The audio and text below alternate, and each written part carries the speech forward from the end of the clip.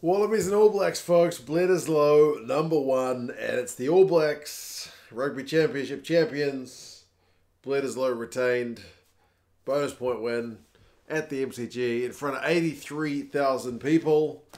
Pretty comfortable. We'll go through some key event stats and opinions. You guys can let us know your thoughts on how the game went.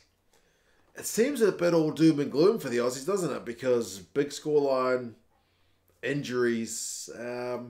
Although I do feel like there were a few patches of bright spots and whatnot, but ultimately it's not a good look for them. And for the All Blacks, maybe not as kind of quick out of the blocks as we have expected after their first 2 rounds, but they scored 6 tries. They did pretty well. Interestingly, when the haka was being performed, Captain Allan Alaalatoa came up to the All Blacks guys as they were performing the haka to place down kind of an offering, which was a boomerang, which was something we've never seen before. I hope he doesn't get fined, or the Wallabies get fined, because I think technically he broke the rules by crossing the halfway line to place it down, but we'll kind of have to wait and see if anything happens there. It'd be pretty... it'd be brutal if they did get fined. But anyway, that was something a bit different. Like I said, 83,000 people, cracking atmosphere at the MCG. And yeah, the All Blacks got a pretty sweet one to start things off. A little bit of loose play early. Aaron Smith chucking the ball into touch is uncharacteristic. But Shannon Frizzell gets the first try on 3 minutes. But the try largely belongs to Scott Barrett. Oh, the Wallabies had a 5-metre scrum on their own line. And Tate McDermott was the recipient of the ball from the top of the lineup when they won it. And Scott Barrett just lined him up and clobbered him like we haven't seen guys get clobbered for ages. It was just such a massive hit. Maybe it's just the pure size difference between those guys. But what a hit. You could feel it through your TV screens. Unbelievable. He drops the ball, Tate McDermott, as he's like to do. He's just been clobbered, and Frizzell's able to force it for a try. So, weird but amazing try at the same time. And it's 5-0 to the All Blacks. The Wallabies, believe it or not, looking at the scoreline though, did go into the lead. They hit back pretty quickly.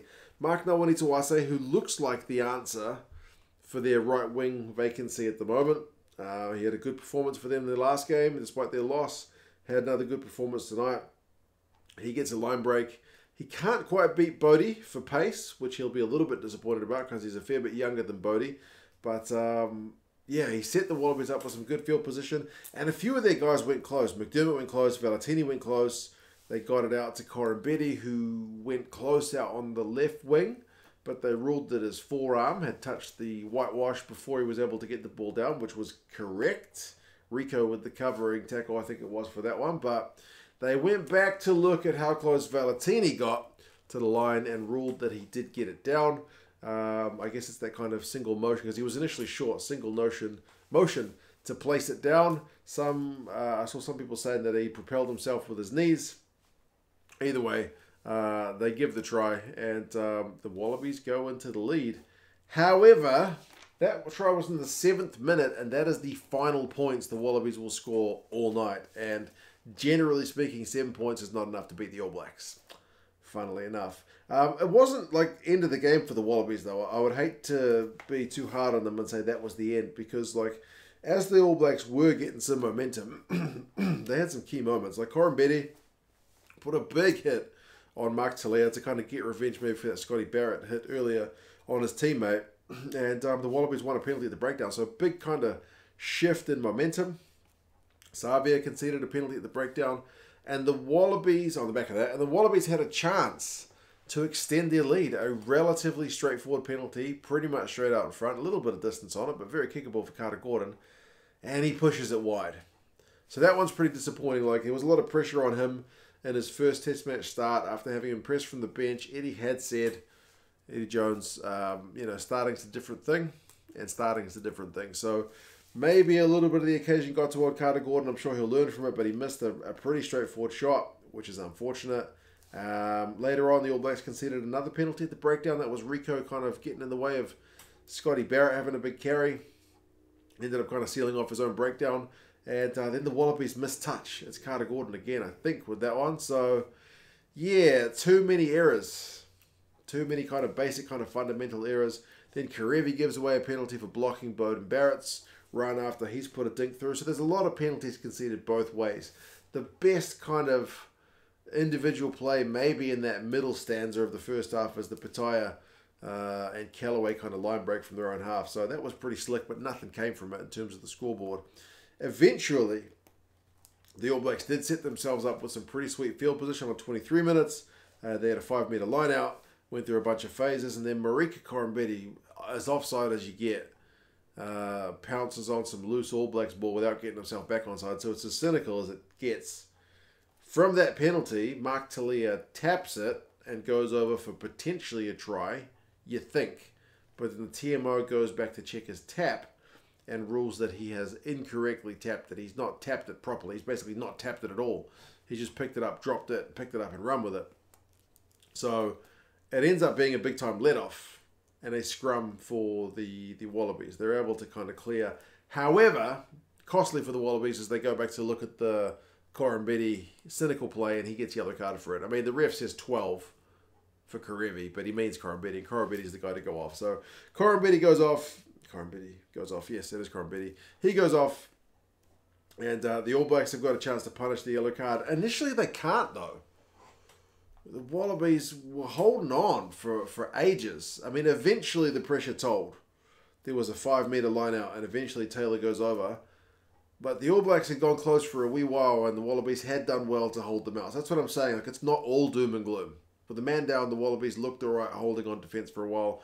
But that's when the lead goes back to the All Blacks, and they will never relinquish it. It's on 33 minutes, so 12 points to 7. And then Carter Gordon's restart doesn't go 10 metres. Like, man, there's too many mistakes here. That gets a scrum. The scrum gets advantage from the advantage. The All Blacks are able to get some good field position, but also, more crucially, Alaalatoa goes off injured with what looks like a pretty serious injury. So Tupou has to come on, and he's played bugger all rugby all year. He missed the majority of Super Rugby, almost all of it, I think. And he played 40 minutes against Tonga for Australia A. He's not a guy who wants to be playing more than 20 minutes, but he has to go and play more than 40 at this point with Alaalatoa injured. So, yeah, man, not a good time for the Wallabies. I mean, Talia has a big carry. He beats Gordon, Porecki, Kerevi, and a few of them. I mean, the All Blacks forwards eventually get held up, but yeah, the Wallabies can't hold on forever. Eventually, it's that man, Will Jordan. He just gets tries every bloody game, seemingly, so he didn't even look excited to get it.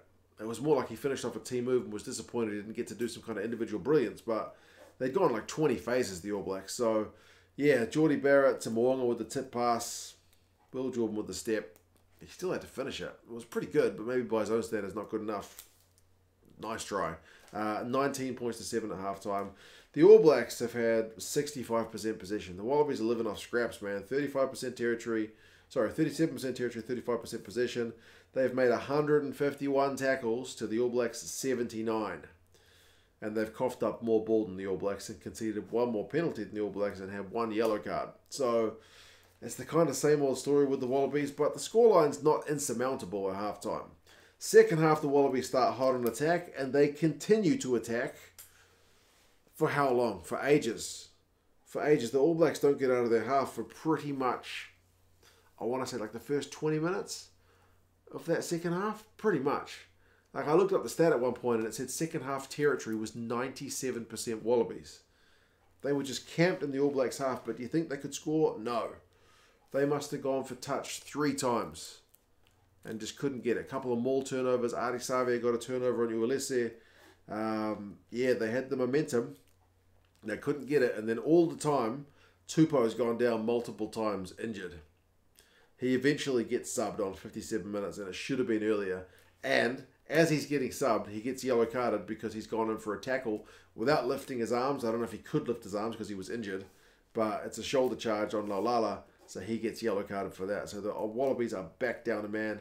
And if the All Blacks were guilty of only converting on one try during the initial yellow card, the second yellow card, they absolutely punish it. They punish the first one through some pretty slick phases, man. Frizzell to Smith, they get advantage. Clark with a pick and go. Makes it 26-7. They punish again.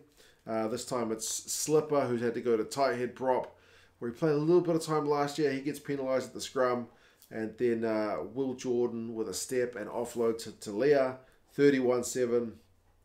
And then the maybe best try of the game, length of the field, Will Jordan, Scotty Barrett with the one-handed pass to Caleb Clark, ALB, Rico to Talia, back to Rico, 38-7. Bang, bang, bang. This game has gone from game over to... Was 38-7 embarrassing? It's pretty bad. It's pretty bad. Yeah, so the yellow card, big time punished. And the All Blacks maybe look like they're going to get 40, 50 points, but that is the end of the scoring for them. End of the game, I mean, Angus Bell's big carry, big line break. Eventually, though, they get advantage. They can't do anything with it, the Wallabies. Mo'unga looked to have scored one more try for the All Blacks, but he's deemed to have pushed Marika Koroibete before he could gather the ball. I thought that was a fair call. Yeah. The All Blacks eventually, at the end of the game, get a penalty and just kick it out. They had enough. 38-7 will do them. Rugby Championship in the bag. Bledisloe in the bag. Up to second in the world. Things are looking pretty happy for Ian Foster at the moment. Run meters finished 474 to 632. Obviously the All Blacks with the greater number, but the All Blacks had 64% possession, 55% territory. A bit more even in the second half. But still, the All Blacks come out well in front in that regard. Wallabies make 220 tackles to 182, so likewise that evened up a bit in the second half, but still the Wallabies having to do a lot of defending.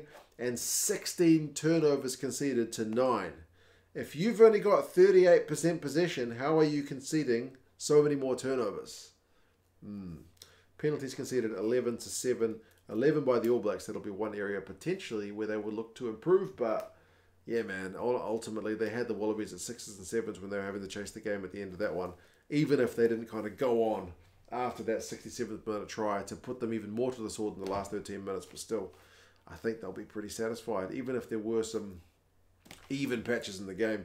Kellaway, he looked all right at the back, man. 90 metres, 2 clean breaks, 2 defenders beaten. Tom Hooper makes 27 tackles, which is a lot. He misses 5.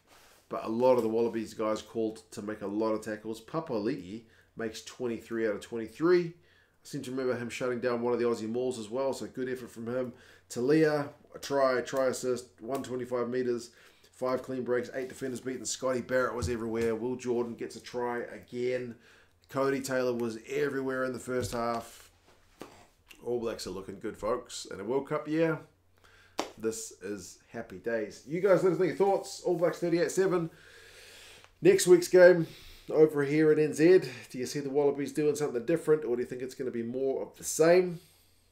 We await the Box and the Pumas in a few hours, but I'm going to have a wee nap between now and 3 o'clock in the morning. You guys take care of yourselves, and I'll talk to you guys again soon. See you later.